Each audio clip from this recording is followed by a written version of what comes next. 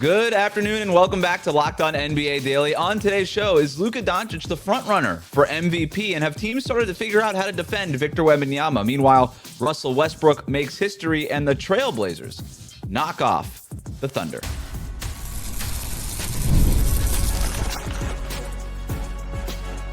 You are Locked On NBA, your daily NBA podcast.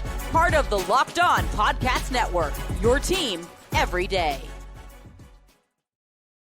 Hello and welcome back to Locked On NBA Daily. However you're tuning in on YouTube or on your favorite podcast app, thanks for making us your first listen every day. Today's episode is brought to you by FanDuel. Right now, new customers can bet just $5, and if your bet wins, you'll get $300 in bonus bets to use across the app. Head to FanDuel.com to get started. I'm Wes Goldberg. We got another round of Make It, Take It in the next segment. We're going to be doing it with the help of Locked On's local experts. I have two of the best with me, as always, from the Locked On Nuggets podcast. Senior NBA writer for the Action Network, it's Matt Moore. Matt. I saw a game last night where Nikola Jokic went back to being how he was when he was a kiddo, and he was just trying stuff. Like he threw passes that were just they were so good that even Christian Brown, who has excellent hands and has gotten used to it, was just like, "What? The ball's here!" It was insane. It was absolutely ridiculous. Jokic is an insane passer. Helps when Bam leaves after 8 minutes and he's being defended by 6'6" Kashad Johnson, but that's a different story. From the Locked On Bulls podcast, also Bears and Bulls creator for Bleacher Report, it's Haize. This basketball season just continues to just be a surprise at just how good every game. So many games are every night, not every game, but there's just not just a good. There's an outstanding game every single night. I continue to be impressed by that.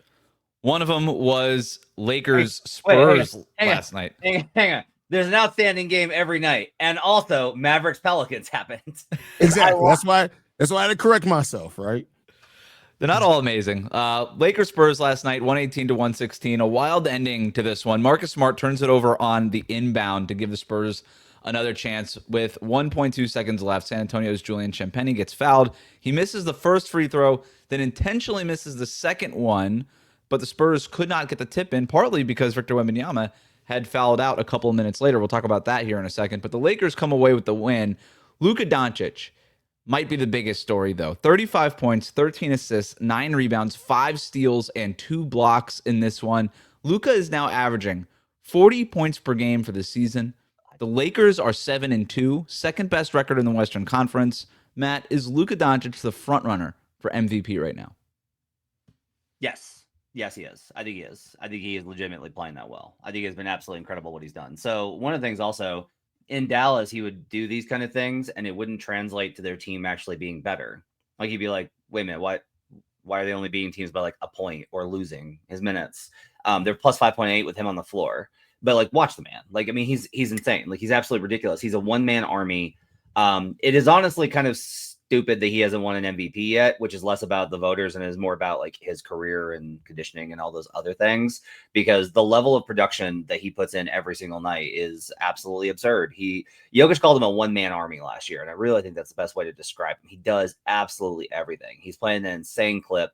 You know, he won't hold up 40 points per game this season, maybe, but I do think that he's a front runner for MVP. He's been absolutely unbelievable to start, Haize, for a Lakers team that is not exactly busting out the seams with talent.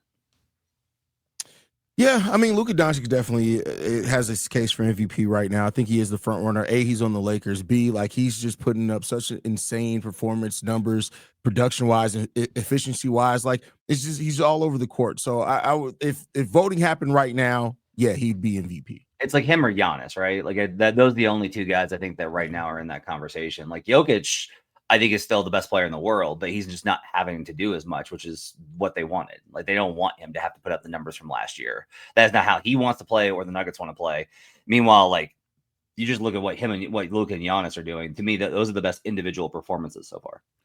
So it's funny, dunks and threes, which I know we all like for their stats, and they have this estimated box plus minus metric that is very useful, kind of as a catch-all metric. And last year, it's like Jokic and Shea just off the charts, better than everybody else. Jokic routinely is off the charts on this metric, but really, like if you go over the last few years, it's been kind of the same 3 or 4 guys, and it's the same 3 or 4 guys that we always talk about in terms of MVP front runners. It's Jokic, it's Shea, it's Giannis, and it's Luka all the time. Well, that's exactly the order that it is in right now. It's still Jokic at the top, SGA at number 2, in overall EPM, then Giannis, and then Luka. What really stands out to me with Luka, especially in last night's game, he's trying defensively for the first time. 5 steals, 2 blocks. He's fighting over screens. For a guy that was traded for not playing defense, he does seem to maybe be putting a little bit more effort in on that end. Haize, are you believing in Luka defensively after a couple of weeks here? It's the eye test, yes, and what he's done so far, yes. I just got to see if it's going to maintain throughout the entirety of the season. Started off the season after getting in shape like he has. It's great right now, but I need to see what it looks like after December, January, February, like as the season goes on, if he's still giving that same level of effort and if he can give it consistently in the playoffs. But as we've seen right now, I mean, I can't deny what I've seen in front of my own eyes. His defensive effort has been real. When you get in shape, the more that you get in shape, things get easier. And I know that as somebody that has been killing myself trying to get in shape, like all these like simple things get easier. And if you're a professional athlete, like I'm not projecting myself here, I'm talking about like what I've talked to with athletes, just like the stuff gets easier to do. And so much of it with Luka was just like, he just did not care. Like the effort was so terrible consistently. The Mavericks were running systems last year to try and hide him that were just the dumbest things imaginable. It's like, come on, man, just challenge your guy to guard. And Luka's in a position where he can do those things now. So he is able to be, a fine defender. There will probably come a point in the playoffs where teams are going to be like, let's try and attack him, but he is strong. So that's a problem with going that route. He's got quick hands. That's like the secret to every bad defender that's a star is once they figure out like, oh, I have really great hand-eye coordination, so I can just use that to create steals. It compensates a lot for teams that try and challenge them. So I don't think Luka's going to be a plus defender. I don't think he's a plus defender now. I think that he could be 0 on defense. That is more than enough for them to win games comfortable if he's going to have that kind of performance. The other big story from this one was Wembanyama. Not a great game from him. He missed 9 of his 14 shots, fouled out with 2 minutes left in this game, which is why he wasn't on the court for Champagne's intentional miss there at the end. The Lakers seemed to bother him with their physicality. They were putting smalls on him to start these possessions. They were really getting up into him. Here's Locked On Lakers with more on the Lakers strategy. What stuck out was the sort of commitment that they had defensively to being very physical with Victor Wembanyama. It was not a DeAndre Ayton v. Victor Wembanyama type game. I think they saw a little bit of the way Phoenix was sending sometimes smaller players, but doubles at Victor all the time. And in this particular case, whether it was often Rui or Marcus Smart or whoever, the Lakers were often just using some smaller but sturdy guys to initially bother Victor. Then they'd send a second guy over, and they were just making it very difficult for him to do anything. So, Haize, we've seen teams start to do this, where they're starting to put smalls on Victor Wembanyama when he's out there on the perimeter and challenging him in that way, and then trying to bother him with their physicality. Are you buying this as a strategy against Wemby? Yes, because this isn't new. Like they were doing this last season against Wemby. Me and Matt talked about this last season. So the fact that this is now carrying over into another season, yes, this is a legitimate strategy against Wemby until he solves it, which he will at some point. And once he does, watch out. But as of right now, this is still the best strategy as far as guarding Wemby. So what they did, the biggest thing that they did was, yes, they had smaller guys, but part of it's just like the Lakers don't have any bigs. Like they don't have them. So, they put like Marcus Smart is such a great counter here with his strength and ability to challenge, right? But when he was on the perimeter, it was oftentimes actually Luka, and then they show him a crowd with like multiple defenders. When he puts his back to the basket, immediately, like the level of help the Lakers committed it last night was actually the most notable thing to me. They committed so much help, like absolute, like not pick and roll doubles, like absolute blind doubles coming after him. And the key here is that Victor's a really good passer, but he doesn't have great vision yet, especially out of the post. Like he's used to playing like a guard face up, making that transition to being, because the best way to counter how they're playing him is to post up, wait for that double, and then make that pass. There were several sequences when they had that cut wide open and the guy's like there and Victor can't see it. And some of this is just like he missed shot that he can make. I think this evolution is going to happen, but you're going to this is the counter, right? Like he levels up. So teams adjust how they're going to play him. And Haize is right. They played a lot of this last year. The difference is play super physical with him with small guys. Now it's play super physical with small guys and send a double or a triple in some instances. And like once he adapts to that, like there's an end point here where it's like, yeah, you can't do anything. You're just going to live with it. Yeah, he had a bad turnover when he on one of those doubles in the post in last night's game too. He was asked about the Lakers defense after the game. Here's what Wemby said, quote, "Opponents have stepped up in some ways defensively. I feel in a way that the game feels fast right now. We're going to catch up on it. Of course, it feels like teams are very prepared from previous schemes defensively coming into games against us. When we're on the court, we need to face these kinds of defenses. It's going to make us much better really quick," end quote. So Wemby taking on the challenge there, I guess, at least in the quote. One more thing I want to kind of comment on was some of this is the inexperience of point guard. So Stephon Castle was like looking for his last night. Yep. And it's tough for a young point guard, but like the biggest role for the point guard when De'Aaron Fox gets back, you have to do is you have to get yours, you have to get other teammates, you have to set the floor, but you also have to have this like, hey, it's been like 4 possessions where Victor hasn't touched the ball. I'm going to make sure that Victor gets a good shot here. Like, let's get him the ball. Speaking of point guards, Russell Westbrook made history last night, and Kings fans are already falling for him. Are they making the same mistake that other fan bases have already made? We'll talk about that next. Today's episode of Locked On NBA Daily is brought to you by Gusto. Let's be real. Nobody starts a business for the joy of calculating tax withholdings or managing payroll spreadsheets. That's where Gusto comes in, to take the stress out of payroll, benefits, and HR so you can focus on running your business and supporting your team. Gusto is the all-in-one remote-friendly payroll and HR platform that makes managing your team simple, transparent, and fast. Whether you're hiring, onboarding, or paying employees, Gusto helps you do it all from one place, without the hassle or hidden fees. Unlimited payroll runs for one monthly price, which means no surprise charges at the of the month. Gusto's automated tools like offer letters, onboarding materials, and direct deposits save you hours every week. And knowing that you can reach certified HR experts anytime gives you real peace of mind. So try Gusto today at gusto.com/lockedonnba and get 3 months free when you run your first payroll. That's right, 3 months for free payroll at gusto.com/lockedonnba. One more time, that's gusto.com/lockedonnba.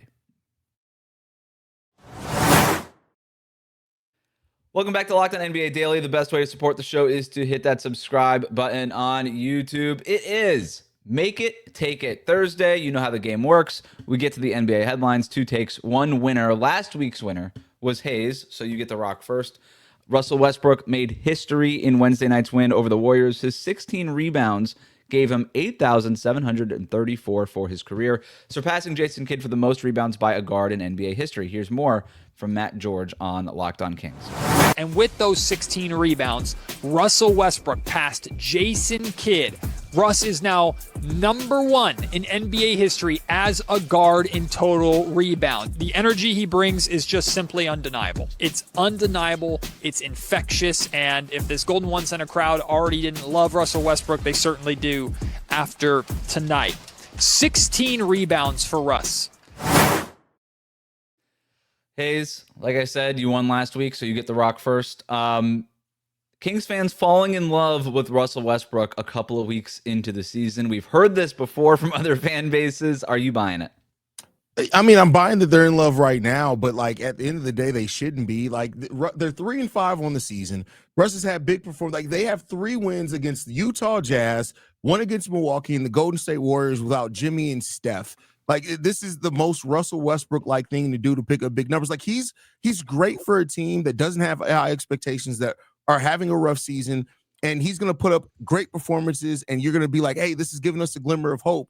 But the substance to it just isn't quite there as much anymore, especially not playing for this team. It's different when he was playing for Denver, and he's coming out playing with Jokic and things like that. Playing for this team, he's going to put up big numbers, and it's cool. Like it's cool that you fall in love with him, but like, what are you really getting out of it? This is not getting your franchise anywhere. It's definitely not something that you're looking for in the future. So yeah, fall in love with him now, but you're falling in love with him because you're in the pits of hell as a franchise with no way out of it right now.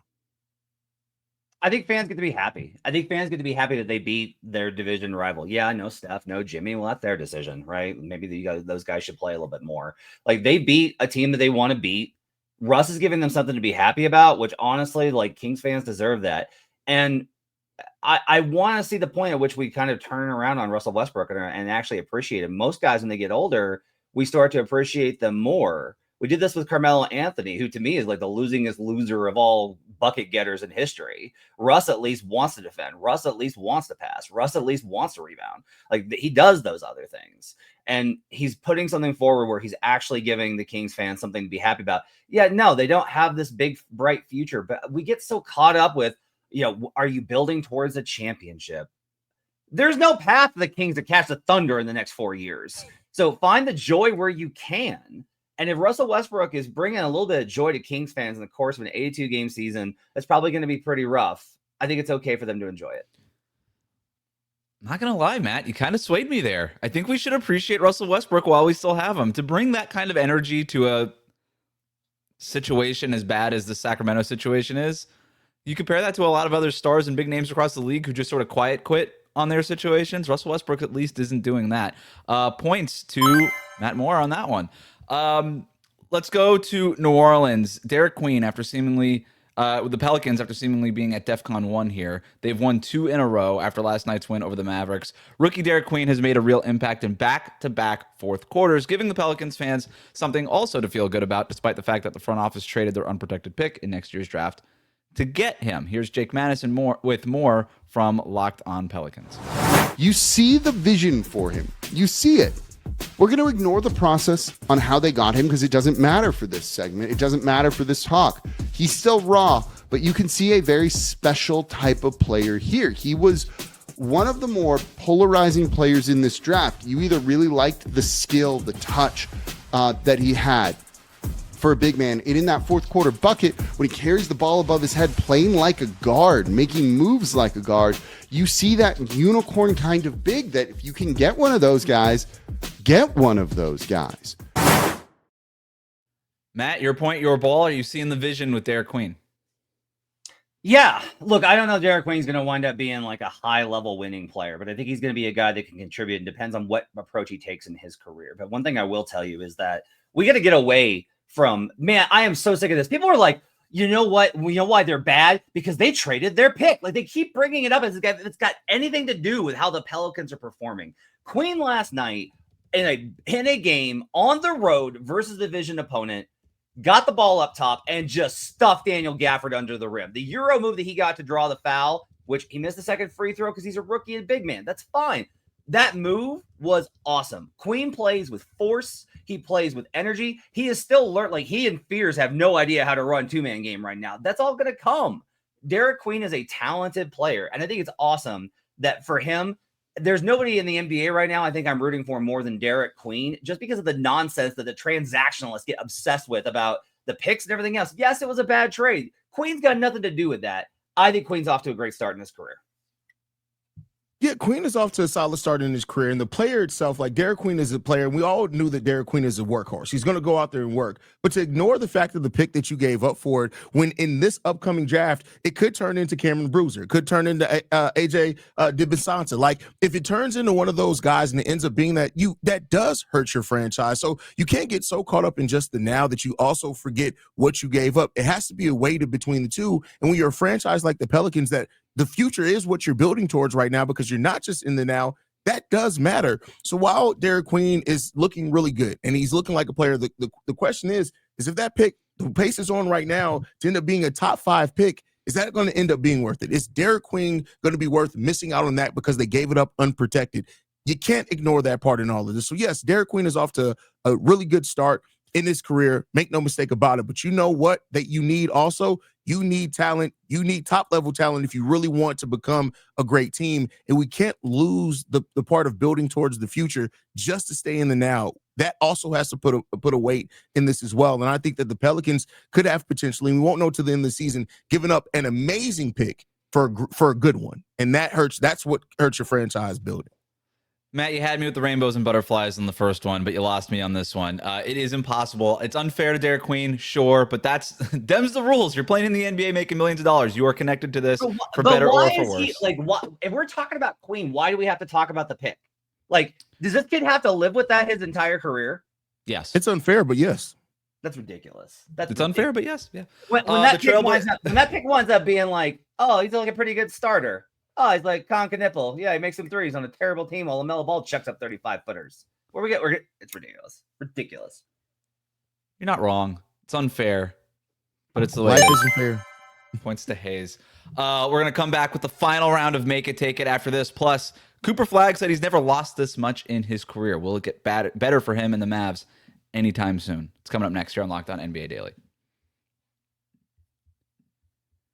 Today's episode is brought to you by FanDuel. The NBA is back, and there's no better place to get on the action than FanDuel, the official sports betting partner of the NBA. Even if you missed the start of the game or want to ride the hot hand, FanDuel has live bets on everything from who's going to score next to fourth quarter comebacks. Plus, you can even combine your live bets into a same-game parlay for a shot at a bigger payout. It keeps every game more exciting, especially when your team is making that late push. We talked about how great these games have been earlier in the show. This is your way to bet on them live. Plus, looking at tonight's games, one game, Clippers at Suns. The Suns 2.5-point favorites at home. Kawhi Leonard, James Harden, both of them out. Suns have been playing pretty well. Kind of like them to cover here. Right now, FanDuel is giving new customers $300 in bonus bets when your first $5 bet wins. So head to FanDuel.com to sign up, play your game with FanDuel, the official sports betting partner of the NBA. Make It Take It Thursday. Last one here. Scores tied. Matt won. Haize won. This one for all the marbles. The Trailblazers knocked off the Thunder as the team's last unbeaten team last night. The Blazers now have won 4 of their last 5 games, including wins over the Lakers, the Nuggets, and the Thunder. Haize, you won the last point. Are the Blazers, currently being coached by Tiago Splitter, for real? I think they are, and part of the reason I think that they are is one, the defense. The defense is really good, that's what we knew they were going to be coming in. Really good defensively. I think as a young team, they're kind of ahead of where I thought that they would be personally defensively. And the thing that I always like to look at, and I said before, is point differential. I think point differential is one of those things that by the end of the season, you typically can sort by point differential, and that typically gives you very close to your standings by like a 95% margin. And right now they're playing with a point differential of 2.1, which last year that would have put them at the play-in still. But I think that this is a team that's going to be tough, and they're going to play tough for the season as long as they stay healthy with the youth. The offense isn't that bad as far as down there. They have the 17th ranked offenses per offensive rating. That defense is just so good. I think this team is legit. I'm not saying they're going to be a top 5 or 6 seed, but I do think this is going to be a team that's competing for postseason play legitimately for the first time in a while. Yeah, I mean, good try there, but let's do a little bit of schedule analysis here because everyone's going to talk about like they got wins over so-and-so and so-and-so. They got beat by the Lakers without Luka Doncic and Austin Reeves. The Nuggets in that game, honestly, like they win that game 9 times out of 10. Let's look at the point differential schedule adjusted over at dunks and threes.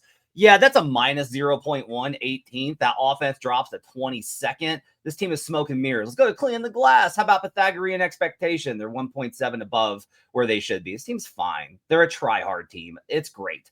Bunch of guys that play hard defense. They play handsy defense because little guys can get away with murder right now in the NBA.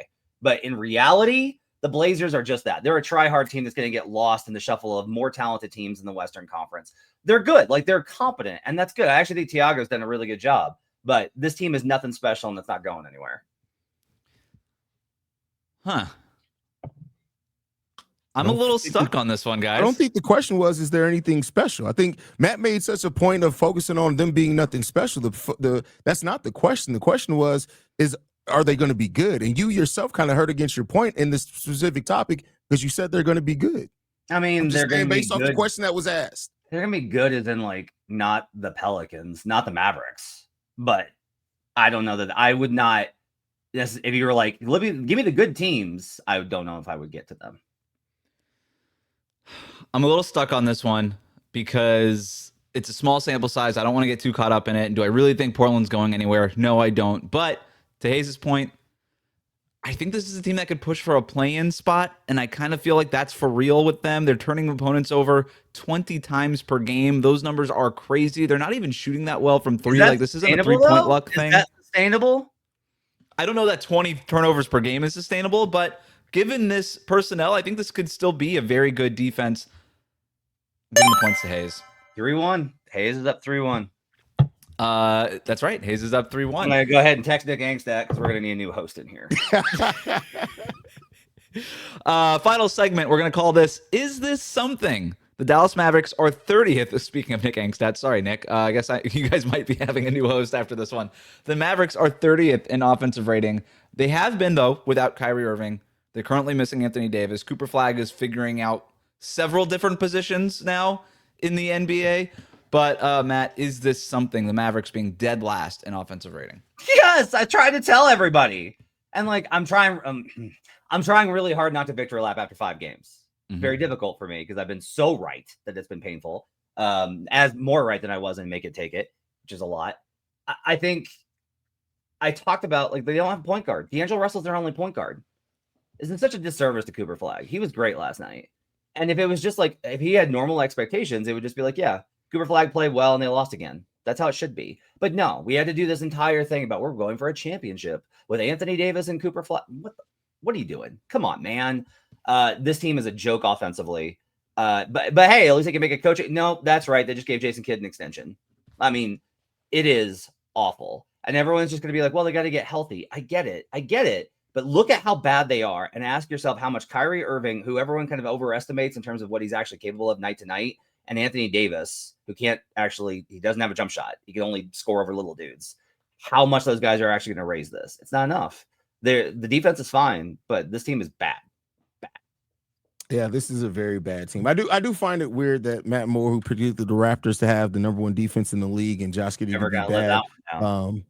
I'm just saying there. But this Mavs team is a bad team, and I think it's going to be rough for them until Kyrie comes back. I don't know how long of a runway. Depends on where the record is. If they can still try to compete for like a play-in or anything by the time Kyrie comes back, but they're missing Anthony Davis as well. This is going to be a rough season for them, and it should. Like, you had the #1 overall pick. Yes, you got some talent on that roster. I do still like that you still are developing Cooper within structure of a team that's actually trying to compete for something, but they're not going to win a lot of basketball games this year.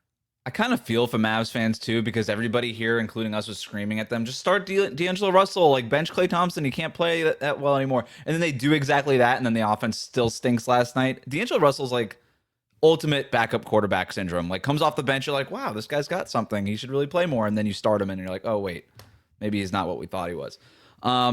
With last night's win, the Pistons have now won 4 games in a row. It's the longest streak in the Eastern Conference. They're now second in the East standings behind Haize's Chicago Bulls.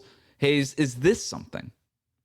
Yeah, I mean, I think it is. I think that they've come on now. Like, that's why teams have slow starts, and you got to give them, some leeway for that. They were incorporating some new pieces. They're still missing Jaden Ivey. I think that as long as they have Cade Cunningham, they are going to be somewhat of a threat in the Eastern Conference. I think this is something to look out for the Pistons, and I wouldn't be surprised if they keep rising up. Yeah, I really like this team. Jalen Duren is playing so freaking well right now, and it is awesome to see. He and Cade have kind of figured out, like, oh, we can, like, one of us is going to be able to have an advantage here pretty consistently. When Jaden Ivey gets back, I think Asar Thompson has played great. Like, they're getting a lot of contributions from a lot of guys. They're doing this without Tobias Harris, who, is a big, like, that's a veteran that can shoot. That's a big part of their team. JB Bickerstaff is coaching his face off. I think that the Pistons have been great so far this season. I'm buying the Pistons. I'm so glad you shouted out Jalen Duren because he's definitely taking a little bit of a leap here. Ron Holland's been good for them. He's taken a leap. Like, Cade Cunningham, after a rough start, has really found himself and is playing at that MVP level that all 3 of us kind of anticipated him playing at this year. I love this Pistons team. I picked them to win 50 games. I still feel really good about it. Jalen Duren, by the way, 18 points on 62% shooting and one of the lead leaguers in rebounding. He's just been phenomenal. #1 half-court defense, the Detroit Pistons this season so far. It's crazy. And that's when employing Duncan Robinson. Mm-hmm. They've got a lot of dudes, a lot of defensive dudes on that team. If you like what you heard today, subscribe to Locked On NBA wherever you get your podcasts, including on YouTube. Thank you to Matt and Haize for their expertise every day. Thank you for making Locked On NBA your first listen. We'll see you right back here tomorrow on Locked On NBA Daily.